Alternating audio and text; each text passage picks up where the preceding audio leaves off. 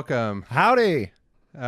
So we're here. We're reviewing the first episode of season 2 of Star Trek Discovery. I'm Paul, I'm Jason. and you're watching Don't Call Me Pretentious. If you're watching on Twitch, then you're seeing it live. Twitch.tv/Don't Call Me Pretentious, or we'll be putting it up hopefully very soon on YouTube. YouTube.com. Don't Call Me Pretentious. If you watched our first one, that was really long-winded. We're going to try to go shorter, but I have a lot to talk about, so we might go longer than I expected. But we'll see. But we're not going to do the scene-by-scene recreation. Yeah. We're just going to talk about it here.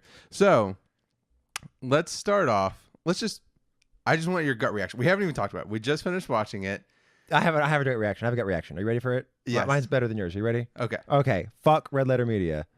What? Fuck Red Letter Media and their fucking review. They're like, they watched the short tracks and they were like, Yeah. man, they had solid opinions about it, and they were like, but they were talking about the trailer for season 2, Right. And they were talking about how Star Warsy it is, and Right. and you know what, fuck them. That was dope. That was a dope episode. Yeah. That was so cool. Yes. I loved I loved every part of it. Yes. That was amazing. Yes. That might be the best episode of Star Trek I've ever seen. I was exhilarated the entire time. I'm not just like fanboying or whatever. Like that was dope.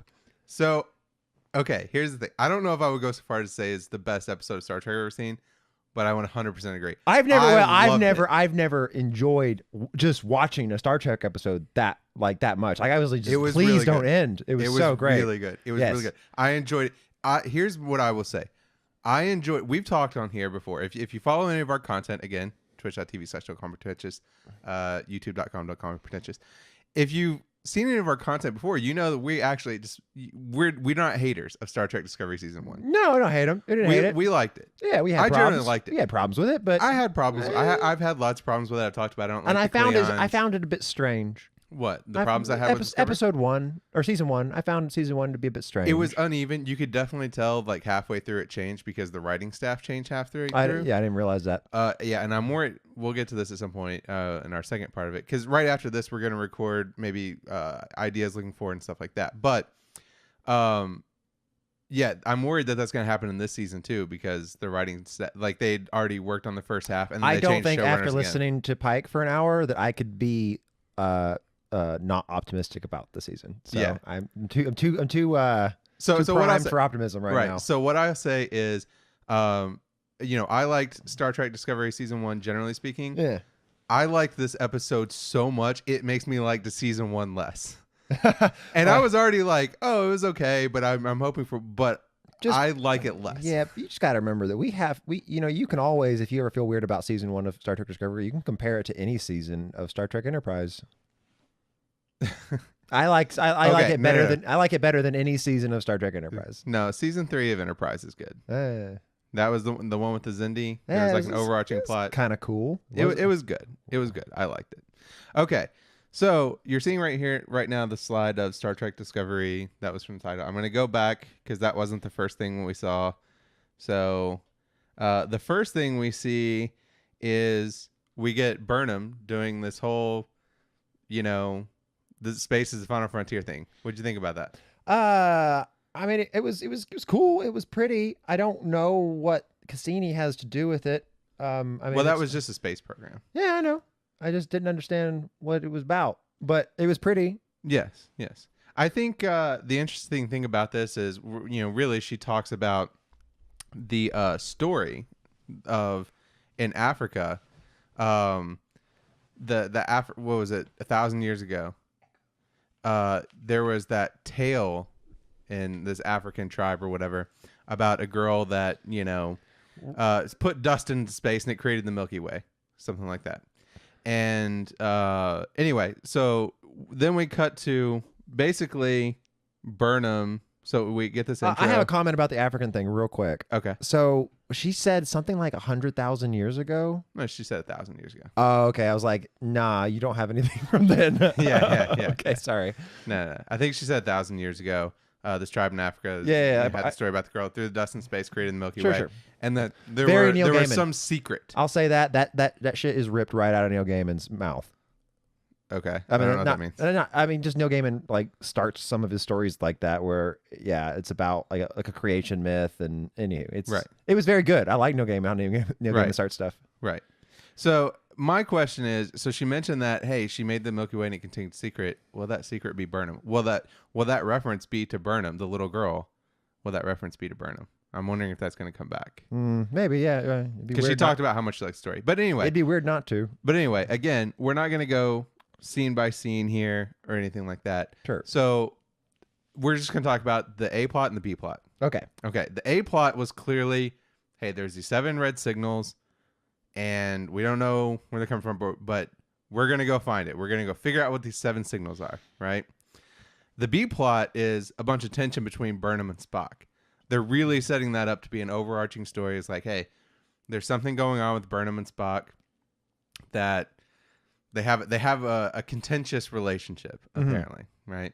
And in fact, so the episode opens with that. We go back to and we see Sarek and Amanda taking on Michael Burnham, right? Yeah, when she was a kid.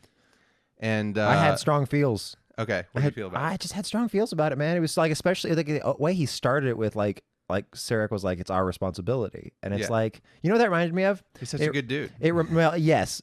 But it reminds me of Logan. Remember Logan? Oh, yeah. And remember when I don't want to say Picard. Remember when Professor X says, Xavier says, or Wolverine says someone will come along. And he says someone has come along. Yeah, I like that. And it makes me think of it. Yeah, I feel like they have the same sentiment, and I appreciate that. They had the same sentiment. And I got to be honest, I love that we saw a lot more of Amanda in this episode. Yeah. That was great. I really liked it. But you see immediately, so the first time she sees Spock, she sees him in his room and he's doing this thing with, I don't know, some drawing pad where he makes this creature come across. Here's where I do my first gripe. I'm still not in love with the holograms. Oh, and there were so many holograms in this episode. I didn't even notice. They were everywhere. Really? Hologram. Oh. I noticed it. Again, the hologram animal that he does here at the beginning doesn't bother me so much. Hey, at least we know that Spock was always a drama queen. Yeah, touche. Yeah, that's not just a JJ verse. It seems like they're going to bring that from the JJ verse. Like, hey, and in fact, I have a note here because I made notes. I have a note that Spock is an angsty boy, and because he was. So anyway, we also got a new intro. I'll say that too. But they just show a little bit of clips of stuff we're going to see throughout the show. Anyway, so that B plot with Burnham and Spock is going to be going through, I think, the whole season, and we're going to find out more about what's going on there. You saw a little bit of it later in the episode where Michael's remembering back to Amanda reading her Alice in Wonderland. Which was a good callback to season 1. Yeah. Remember, they did that in season 1. I hate to say this. I just wish it were any book other than Alice in Wonderland. It's so hipstery. Oh, I was really sweet, and it was moving to me, but it didn't have to be Alice in Wonderland. Yeah. It could have been anything. Well, so anyway, I don't share your sentiment on that. I don't really care either way. Okay, fine. But nonetheless, they showed a scene later on where Amanda is reading Alice in Wonderland to Michael, and Spock shows up and he like sees him, and he didn't look very happy about it. And so I'm wondering if there's going to be this bit of like, if he was jealous of Burnham because, hey, Amanda took to her because she's a human. Yeah. And I'm wondering if that's what's going to happen here. So anyway, so that's the B plot, and we'll cover little bits of it more here and there as we go towards the end of the episode. But the A plot was the signals, right? So the big thing was Pike comes onto the ship, right? Yeah. And one of the shots that I like, did you notice this was the turbo lift? Oh, shot? No, I didn't notice that. That was the turbo lift. And here's one thing I'll say about this that's interesting. People have complained about Discovery is too big, right? Yeah. Apparently it's because there's a lot of fucking wasted space in that ship. Look at that thing. Oh yeah. It's so big there are worker bees just floating around inside of it next to turbo lifts, apparently. Yeah. Like, no wonder that damn ship is so big. I gotta be real. It only has like 100 people. I've never made a spaceship, man. I don't know. Well, because the whole idea is like the Enterprise. The Discovery is apparently bigger than the Enterprise. It's shorter and a lot of it's in the nacelles, but it's bigger technically than the Enterprise. Sure. But the Enterprise had a crew of like 400 and something in the Kirk era. And Discovery, they mentioned season 1 only has a crew of like 130 something. And it's like but it's bigger. So, and apparently, like I said, you look at it and they're just wasting a lot of space there. Yeah. So anyway, so Pike and this red shirt and this blue shirt come on. Yeah. I think her name was Nan. I don't know. She didn't leave an impression. Something like that. Yeah. There wasn't a very... And I'll come back to that later. And then the blue shirt guy was her science officer. Of course, she was expecting it to be Spock, and it ended up being this guy. His name was Connolly. So, okay, what are your reactions to their uniforms? I guess we saw them in the trailers. I thought it was an elegant solution the way they did it. Where he's like, "Hey, I got the new uniforms. What do you think, baby?" I like that. I like that. Just like it was so quick, and it's like, and I know it almost makes you feel like they must have heard everybody bitching about it, and then and they were like, you know what? Let's just fucking say new uniforms, man. What about it? And I love the way they... I don't know that they did. You don't think they put that in later. I mean, yeah. No, I'd feel like that was like... People complained early and often. But I will say, taken in context now, I actually do think this makes a lot of sense. Mm-hmm. Because... okay, so the uniforms that Discovery has... now we know they're older. Right? Yeah. These are older uniforms. And if you look at them... They kind of look like the Enterprise ones? The Enterprise uniforms. Yeah. They're the blue. Yep. They're darker blue, and they have the straps in the same kind of places. Sure. Yeah, the stripes. I can buy that. I'll buy that for $1. So it kind of looks like that. Yep. And but I love the new Enterprise right uniforms. after that though, we get the you got that picture up, great. Yeah. Because I gotta say, I was so grateful that they got that fart joke out of the way. Oh yeah. Yeah, I was interested in seeing that. A lot of people complained about it, and you know what? We got rid of it in the first like 5 minutes. Yes. Great. Yes. Well, anyway, I just want to say one thing on that joke too. I like, or not the joke, but the uniforms, because they were walking through. Did you notice they were walking through, and you see that she's looking up above, and she sees all the stuff up above as they're walking through the corridors of Discovery, and she's like, "Oh, now I know where the Federation is spending its money." Which, by the way, Federation doesn't have money, so I don't like that. But yeah. So I know where the Federation is spending its money, and then he says like, "Oh, well," he was like, "Don't covet somebody else's ship or something like that." But it's like. But at least we got but at least we got the new uniforms. Yeah, I thought that was really that was clever. Big fan. Yeah, and I also want to say this. So Pike comes on. He immediately. I love Pike. Oh, immediately. Oh, take me away, marry me. I love Pike. Absolutely. He's so good. Mm-hmm. He's so good. I love him so much more than Lorca. They're two different things. Lorca had potential, but I feel like they wasted it with the Mirror Universe thing. Yep. They're making a very deliberate effort here to be like, Pike is not Lorca. Yeah. They hammer it home so many times. I like it. But, at the same time, I think there's a lot of room for Saru to be cool. I love Saru too. Saru was great in this episode too. Yeah. But I was kind of, I almost was, part of me kind of wanted Pike to let just Saru have it. Yes. Yeah. Well, he was going to. Yeah. That's the thing that I love. We jump a little bit ahead to the end of the episode. Once they find the signal and they're going back and they get to where the signal was, right? Which was the asteroid. I don't know if you're realizing this, but right up until the moment, it's still good after the action scene in the asteroid field, but right up until that moment, right? The music is gnarly. The music was great. Okay, but can I finish my? I'm sorry, I'm brimming. It was great. Go ahead. Okay, but at the end, towards the end, once they had found the signal and they saved Burnham and all that stuff, right? Yeah. Saru. Like Pike gives the captain's seat to Saru. Yeah, he's like, my mission's done. Take it back. Yeah. I didn't get that, and I actually wish I wish they hadn't done it. It was great. Nah, because it doesn't make any sense. Because minutes later, he's like, "Nah, I'm staying." I was just kidding. Well, okay, but that wasn't actually minutes later. They fast forwarded to they made it back towards, or they made it back to where the Enterprise was, and he says, "Hey, the Enterprise is more damaged than they thought it was. It's not going to be ready, so I'm sticking around." That's awful contrived. I don't need any of that. Just say, "Hey, just I didn't need it." You're so negative. I'm not negative. I love every part of that. I feel like that's literally the worst part of the episode was just that little thing. It's fine. I can live with that. You're so negative. No harm done. Okay. Let's get to another positive because there's so many in this. There are so many positives. I want you to kill your negativity. Okay. You're killing me with your negativity. Your goddamn negativity. It's one thing. Okay. Tilly. Excellent. Excellent. That scene where she meets Pike is great. Now, I love Tilly from season 1. What did you think of the Mighty Morphin Starfleet officers? What? The Mighty Morphin Starfleet officers. So they came out ready to go into the pods, and they all had different colors. Okay, that's cool. We'll get to it. I'm talking about Tilly. Sorry. Talking about Tilly. Tilly was great. We talked about that we liked her in season 1. She was one of the bright spots of season 1 because she was positive. Yeah. And that was, what Star Trek was about, and that was one thing. There was not a lot of positivity in season 1. There's a lot more in this episode. It's a lot more lighthearted and all that stuff. And Tilly was the center of it. It felt like because they made the whole show more positive, felt like Tilly got taken to like another level. Yeah, where she was just like, I'm happy to be here. Everything's great except when things weren't. Like when we found out with Stamets later. But that first interaction with Pike was great. Yep. Which she says, I think I broke it. I thought I broke a captain. I so rarely laugh.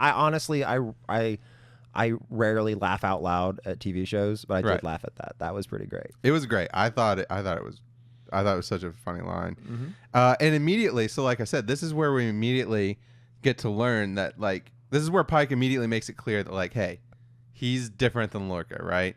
And he's talking about here's my open record and all that stuff.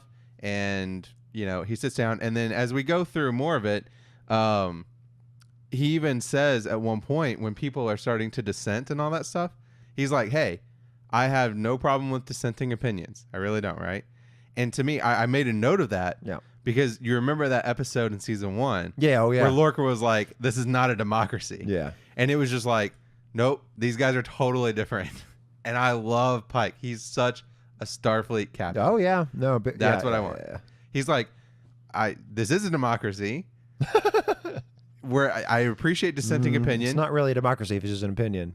Well, okay, but sure. he was like dissenting opinions, but come with solutions. Don't just bitch and moan. Yeah. Right. So he's like, I value your opinion as long as it's not shitty. So step your game up, right? And like that's the kind of Starfleet captain I want. Yeah. He's like, I'm not ruling by an iron fist, but I'm only taking good ideas. Yeah. Okay. So yes, leave your bad ideas at the door. I'm on board. Yes, I loved it. And so you see him here, and he's talking about, hey, I got an F in astrophysics and all that stuff. It was very, very much like, oh, like this guy's different. And they established that early.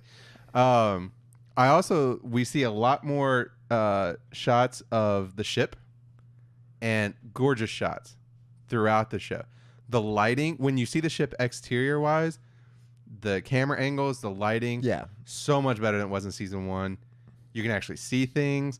I love that scene that they did early on where it was the camera was like on the back secondary hull of Discovery next to the corridor, and you could see Enterprise in the background, and you could see them walking through the corridor. Yeah. I was like, oh, that was really cool. Such a good shot. And then here we see Discovery and Warp and all that stuff. This was a little bit of a C plot, which is Stamets. So remember we talked about, hey, how is Hugh going to come back? Because he died in season 1. Yeah. Apparently, he left these messages for Stamets. So Stamets has like this VR world. And of course, we learned throughout this that, hey, Stamets is really missing Hugh. And I think he says something to Tilly like, hey, I see him everywhere. Like everything in the ship reminds me of it. So he's transferring. He's transferring to go back to do research. Tilly is devastated about it, understandably. And so obviously, I don't think he will actually leave. And we. I'll say this for his plan. Like, I don't know that being around a bunch of Vulcans is the best way to get your mind off something. I feel like you're gonna spend a lot of time thinking around Vulcans. That's all I'm saying. Like, you're not gonna have like a drunk party or anything. Like, you're just. Well, but it's all logic. I know. Not emotion. I know. Right. I know. That could be what he wants. Sure. So anyway, that was a little bit of a brief thing. So, back to the A plot. Well, we get a little bit more of the B plot here, where Sarek is talking to Burnham, and she's talking about how, basically, Sarek said, "Hey, he wanted Burnham to learn about Vulcan ways from Spock, and he wanted Spock to learn about empathy from Burnham." And he was like, I don't think it worked. he says to her, I don't think he ever fully accepted. Yeah, my son's a real bastard. I don't. Yeah. Well, but then like he's kind of and it's Vulcan, right? They don't have the same thing about hurting people's feelings, right? Yeah. So when he says, I do not think he ever fully accepted you. Yeah. I was like, oh, yeah, that was rough. Anyway, so I thought that was interesting. But back to the A plot. So they're searching for the signal. They find it's at this asteroid. They go to where this one is, and they get there and find this huge asteroid field, right? And like the gravity doesn't match or something like that. The gravity is way higher than they would expect for an asteroid field, and they don't understand it. Yeah. And it like repels them like a magnet or something like that. Yeah, so this is what you're talking about. The Mighty Morphin Transformers. Starfleet officers. Yeah, Mighty Morphin. I loved about this episode is they put the red shirt. He literally calls her a red shirt. Yeah, I noticed that. Yeah, he was like, "Get your red shirt down to shuttle pay," and I was like, "Oh my god." Yeah. And then they put her in a red EV suit, and I was like, "Oh." That's what I was immediately like. She's not gonna die. Really? I was like, they're gonna subvert the expectation. I figured they would. I didn't know they were gonna go. It didn't seem very postmodern as far as episodes go. So I figured like they would just follow through and kill the red shirt. No, I knew it immediately. In the way that the blue shirt dude was being such a dick, I was like, he's gonna die. Yeah, he was pretty awful. I was like, he's gonna die. But then I honestly thought maybe we'd find out. Maybe he's just like a smart piece of shit. Yeah, he could have been. Turns out he was just cocky for no reason. Turns out dead. As it turns out. So yeah, so he died. And actually, I think we get a shot of it here. Yeah. This is him right before he's dying. Yeah. Right before he dies, talking about how smart he is and how he's way smarter than Burnham. And it's like, oh well, how'd that work out for you, bud? So anyway, so Pike, and this sets up later. So Pike, he also gets hurt as they're coming down to where this signal is in this asteroid field or whatever. Yeah. And his thing cracks, and he's like, "Hey, leave me behind, Burnham." And I think her name is Null. Land on the asteroid, do what you go to the signal and stuff. And Burnham's like, "No, we don't leave you behind." Right? Yeah. So she exits her suit, or she ejects her pod, and then apparently commands Discovery to thrust them right before they hit the ground or something like that, so they survive. And of course, that sets up later because towards the end of the episode, Pike, Burnham gets left behind. Yeah. And then Pike comes back for her. Yeah, we don't leave people behind. I don't quite understand how that happened. How did he come back for her?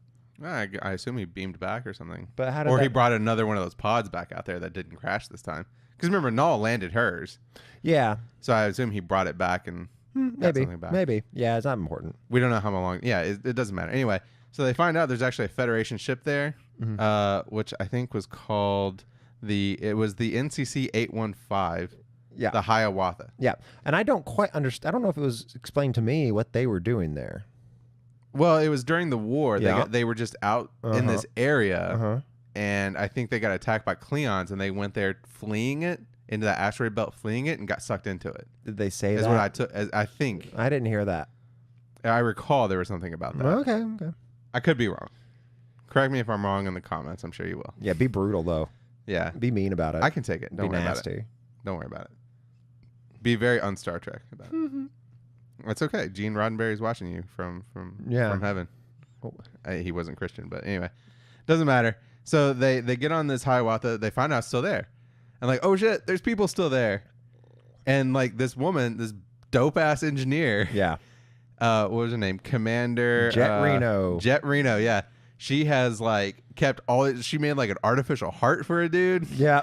She had a heart living outside of a freaking dude's body. Yeah. Well, it was a second heart. It was another I think it was another species' heart was helping this guy's heart out. I was like, what a dope ass. She was like, but you're, and I think it was not. She was like, you're an engineer, not a doctor. She was like, yeah, but I'm smart and I can read.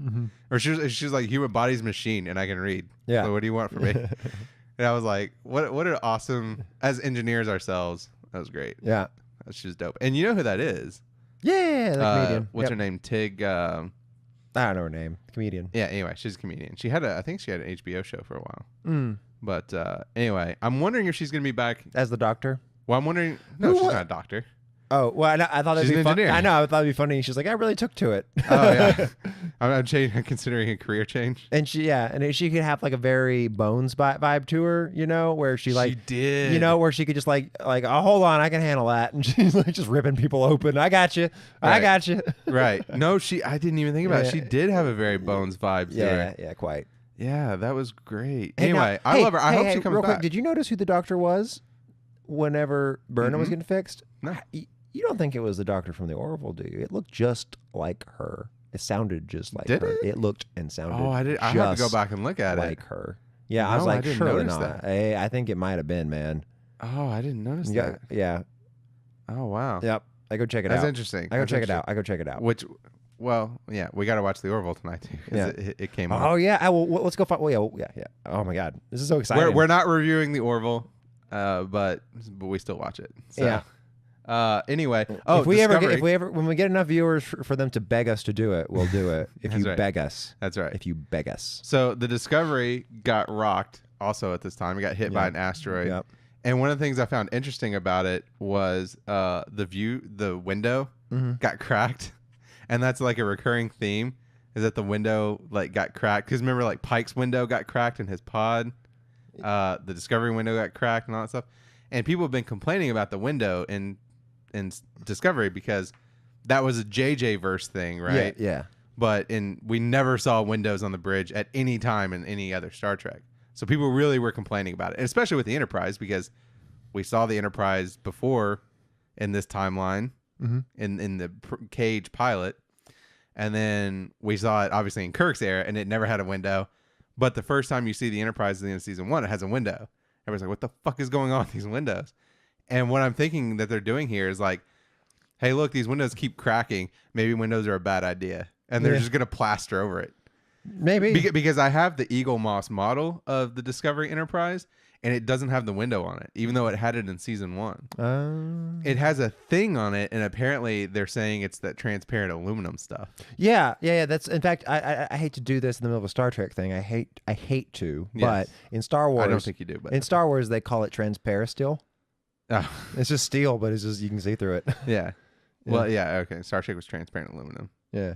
That was that great scene from Star Trek 4, the one with the whales.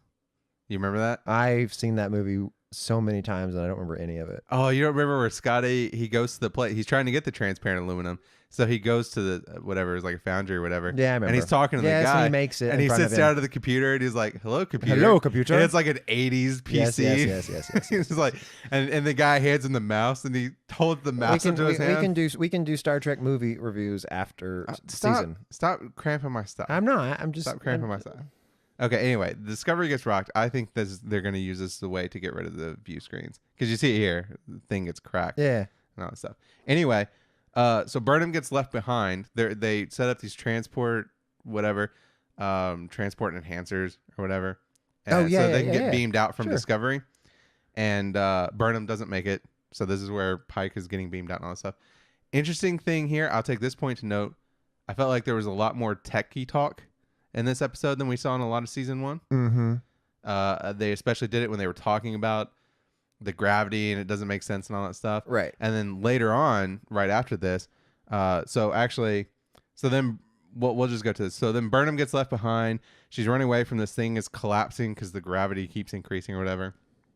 And she gets this piece of debris stuck in her leg. She wakes up.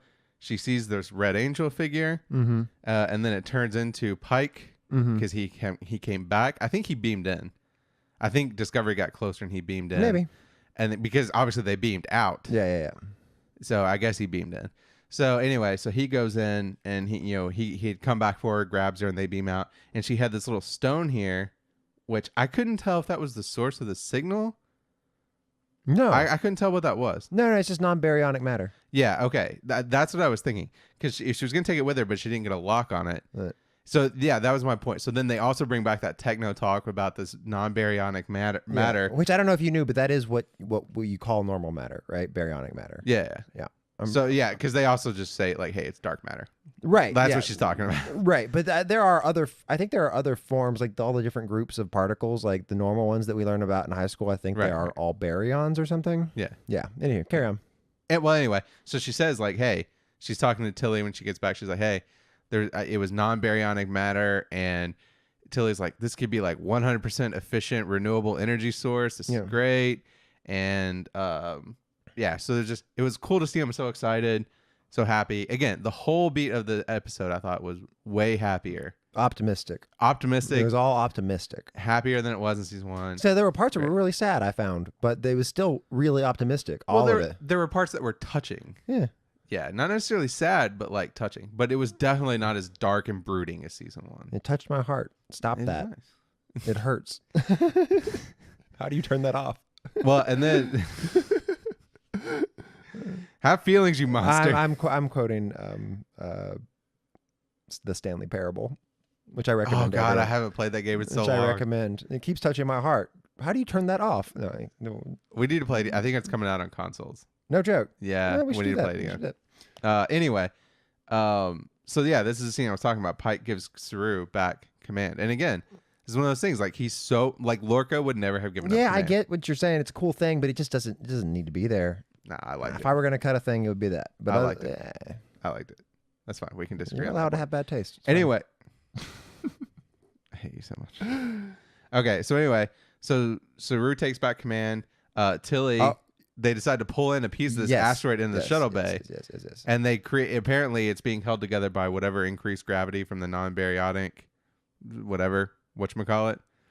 That was the whole thing. Remember, they talked about how the gravity was way higher than it should have been for the and it had magnetism. Yeah, that must be related to this non-baryonic stuff. Yeah. So when they pull the they couldn't just pull the asteroid into the shuttle bay. They had to create that self-contained gravity field. Yeah, I got that. Yeah, so I assume that's because of that non-baryonic material. I think they just towed it. I think it just towed an asteroid. I don't think there's anything about it being baryonic that they needed that gravity thing. They just pulled that fucker into the ship. No, I don't think so. Well, they have tractor beams. They literally have tractor beams on the back of the ship. We saw it in season 1. Yeah, I don't know what that's about. I don't get it. I think they're related because remember the whole thing was the density. They talked about the energy density was really high and the gravity density. Oh, was really maybe. So anyway, they pull it in. They pull it into the shuttle bay. Tilly does that great line. Like, what was it? Like, this is the power of math. This is the power of math, people. I was very me moment. That was all about me, man. Yeah, it was. I immediately thought of Jason. I was like, oh, he's gonna love that. Yeah, I'm a big math guy. And Stamets is happy. He's like, yes. You know, he gives her the high five. He was like, that's absolutely right. And this is why I don't think Stamets going to leave. So, anyway, I also thought this was What was the second sentence? I couldn't read it. What? On the fortune cookie. What was the second? Well, so it says, not every cage is a prison, nor every loss eternal. So that's interesting for a couple of reasons. It's interesting from a philosophical. I said the episode that Lorca died, that he's going to come back. Oh, I think he'll come back. Yeah, I hope so. Yeah, I think he'll come back. So I think that might be the every lost eternal thing. The cage, I think I'm not sure what that's a reference to in terms of like the plot for season 2. Yeah. It's very clearly a reference to the episode. So the pilot episode, the only episode to ever actually feature Captain Pike on the Enterprise was called The Cage. Oh, really? That was the pilot episode of Star Trek, the original series. That's pretty cool. Yeah, so that was definitely a callback there. Huh. And I appreciated that because technically that never actually aired on TV. Oh, so Pike, it was unaired, and then that was the pilot. Have you seen it? Yeah, well, so that's the thing. It was unaired, so technically it wasn't canon. Yeah, but then because like the bridge layout's different and everything. Yeah, and anyway, but so it was unaired, and apparently the studio also had a problem with. You remember Majel Barrett? She was number 1, and she's gonna be played by Rebecca Romaine in season 2 here. Okay. But she was number 1. She was the first officer in the pilot, The Cage. I'll take your word for it. And the studio didn't like it. Okay. They were like, we're not going to have a woman be in charge, in command of the ship ever. Yeah. Like there was a whole thing about how like Uhura, she was the only woman on the bridge, right? Yeah, she was a secretary almost. Yeah, well, she talked about how she did the phones. She did the phone, but she talked about how she was a lieutenant, and even when everybody else was gone off the ship, she didn't get the seat. They brought in a male ensign. Ooh. Because CBS demanded it. Ooh. Yeah. Dark. I don't want to talk about that. That's not optimistic. I don't want to hear about that. No, we could get into the whole thing about that. But anyway, so yeah, I think definitely that's a callback. Hey, I'll say this about it. Fuck everybody who made that decision. Oh, yeah. Yeah, fuck those guys. Well, and we've talked about it too at one point too. There was actually Gene Roddenberry had like he wanted it to be 50% male, 50% female. I hear you. And CBS honestly said no, 33%. Honestly, female. They don't deserve our time to talk about them. Honestly, I just hate the idea of even spending time thinking about those assholes. Fuck them. It's cool now.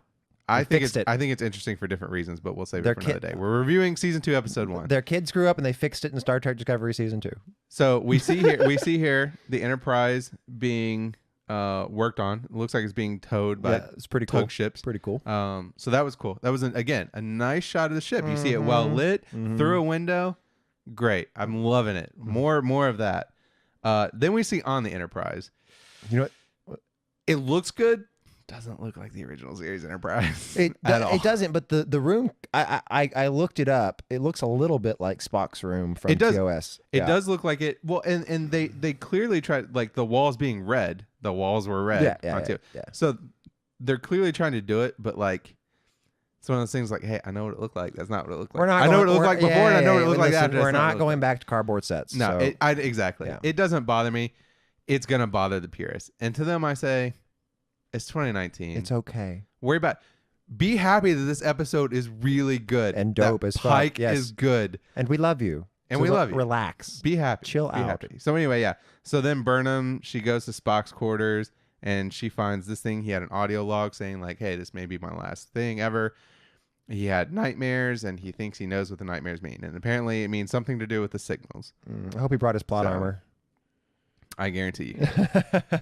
So anyway, and then that kind of wraps it up. So we're going on an adventure. We got to find Spock because Pike said, "Hey, he took leave." Apparently, because this is the other thing. People were wondering, like, "Hey, where was the Enterprise in season 1?" Yeah. Well, there's novel. Novel just came out. Yeah. Oh yeah. Okay. Yeah, I'm gonna read it. Yeah, I should read it too.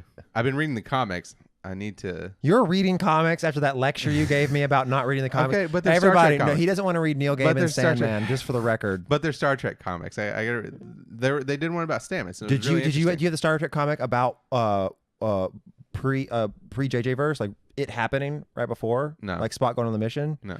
It's a good comic. Okay. Anyway, it's there. We'll say that for another time. Excellent. So anyway, yeah. So he mentions in here, by the way, too, that they were off on their 5-year mission, apparently in deep space, and they couldn't get back in time. Because remember, the war only lasted like, I think it was like 12 months or something like that. It didn't last very long. So he said like they couldn't get back in time. Mm-hmm. And apparently that like really made and I was like, that was a bit of a plot contrivance to handle the fact that Enterprise wasn't anywhere to be found in this huge war that the Federation almost lost. Well, to be fair, in season 1. To be fair, they do go on deep space 5-year missions. Exactly. Yeah. I know. That's so solid answer to the question. Where were they? Solid answer. I know. It's fun. Quite but elegant. It's like, I don't know that I've ever seen them go so far away that they couldn't get back to Earth in a year. Well, you did now. Apparently. I mean, because that was like never the case in TOS or Next Generation or anything like that. So I don't know. Anyway, it's the whole thing. The whole warp factor was a different scale back then. So warp 7 wasn't as fast as it is now, and all that stuff is a whole different thing. But anyway, so that's why Enterprise wasn't there, and apparently that really bothered his crew and Spock, and that's why Spock asked to take leave, because he didn't realize, like, Spock is like just gone. Yeah. And we're going to find out what happens to him. He's gone crazy. He's drawing stuff on the floors and the walls. Yep. So we're going to see what happens. So join us. I loved it. Yeah. I loved it. I'm happy. It felt good. Yeah. Fuck you guys at Red Letter Media for being such downers. Well, the trailers had issues. Sure. I'll bring it back to my last thing is the holograms. This hologram here, I don't mind so much where she did that. The hologram, when they were in the little shooty pod things. Yeah. The hologram for the controls, I just don't like it. Really? No. It doesn't bother me at all. It's just not Star Trek. We've never seen it before. We've seen holograms in Star Trek. Obviously, they have the holodecks. You know, maybe you'll be strangely surprised, and like there'll be a whole like moment that they set aside and go, you know what? These holograms fucking suck. Let's not do it anymore. Like they come up with the bullshit reasons why they're not efficient. I know. Fine. Well, and that's the thing. Like I was saying with the window. Yeah. Like, this fucking thing keeps cracking. Let's just stop putting windows in front of the bridge where all the good people are. Yeah. Let's put something in front of it that's more durable. Except we still have a window on the top, but don't worry about that. Mm-hmm. So anyway, I'm really excited. It was really positive. I'm really happy. Me too. You excited? I'm feeling good. Okay. So that's where we're going to end our season 2, episode 1 reaction. Again, you can watch it live on twitch.tv/don'tcallmepretentious. We'll be putting up hopefully very soon. I'm going to try to get it tonight on YouTube, youtube.com/don'tcallmepretentious. I appreciate it if you like it, subscribe, and leave share a comment. Share it. Give a comment. Let us know what you thought of it. And if you're watching live on twitch.tv/don'tcallmepretentious, we're now going to do a second thing, which will be up on YouTube later. We're going to talk about the other Star Trek series that have been announced so far. Mm-hmm. So, yeah. So, and we're going to try to stick to the schedule. So apparently it's coming on at 8:30 every Thursday night. So we're going to try to go live at sometime around 10ish if you want to watch it live. Mm-hmm. Again, twitch.tv/don'tcallmepretentious. Now, hey, just so everybody knows, it showed up on ours at 8. Yeah, it came up on ours at 8, but we weren't expecting it, so we didn't start watching it until like 20 after. Yeah. But I hope it keeps coming on at 8. That would be really convenient, but we'll see, because I don't want to do it too late. So Until next time. Until next week. Yeah. Have a great day. Have a great day. All right.